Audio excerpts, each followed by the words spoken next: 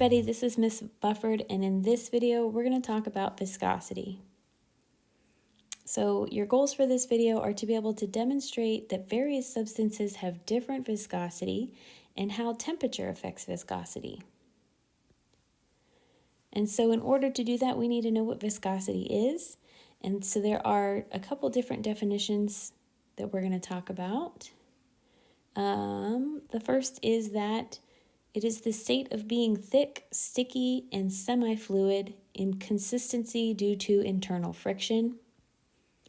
And it has to do with the extent to which a fluid resists the tendency to flow. So that second definition, that's like the formal definition of viscosity. And the first definition, it mentions internal friction right here. So what that internal friction comes from is something called intermolecular forces, and in this case, more specifically, hydrogen bonds. So what these are just transient interactions between these molecules where they're temporarily attracted to one another, okay? So molecules get kind of close and just kind of like, you feel magnets feeling that force of attraction for each other when they get kind of close to each other. Molecules kind of have that same attraction, but it's very slight, okay? So here are some examples of substances that have higher and lower viscosities. Over here with the higher viscosities, we have things like maple syrup and corn syrup and honey and vegetable oil, or even molasses glue and eggnog. And then over here on the other side, we've got substances that have viscosity that's really low. So alcohol, gasoline, mineral spirits, nail polish remover, ether, chloroform, and even water.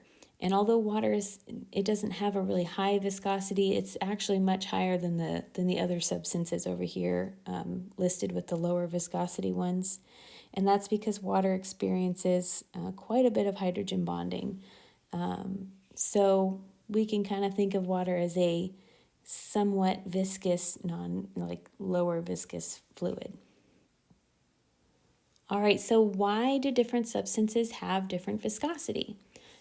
This can be due to a couple different things, probably even more than what's on this list, but these are the main two.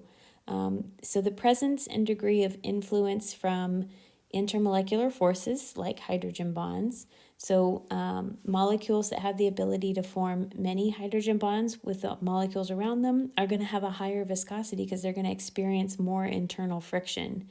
And then molecules that have, not as many or not as much of an ability to form hydrogen bonds are not going to have as much internal friction, so they're not going to have as high of a viscosity. Some other things that can affect it would be the molecular shape and size.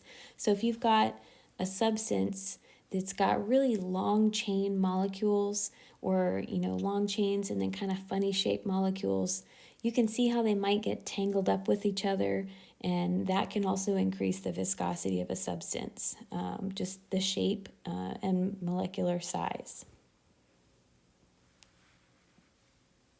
All right, so is it possible to increase or decrease the viscosity of a liquid?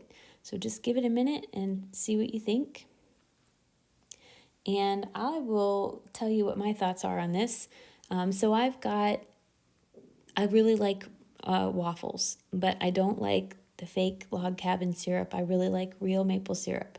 And I have to keep my real maple syrup in the refrigerator.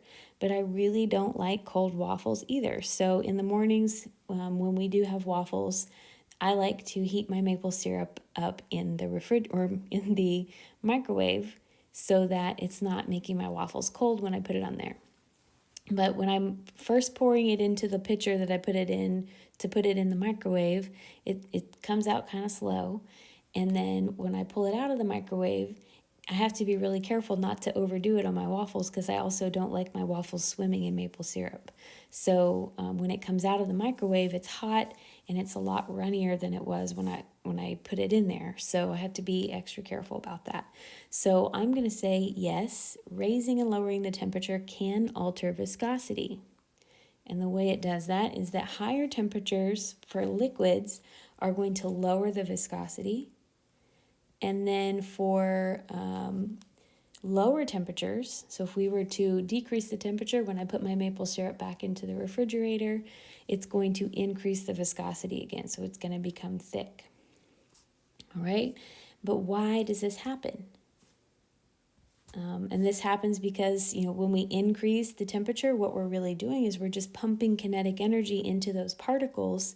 And when they have more kinetic energy, they're moving around a lot more. It's kind of like they have more strength to overcome some of that internal friction caused by those hydrogen bonds. So the more energy a molecule has, the less influence those hydrogen bonds have, because the molecules aren't staying still enough for them to really hold anything together. So that is why viscosity can be altered using or by heating or lowering the temperature.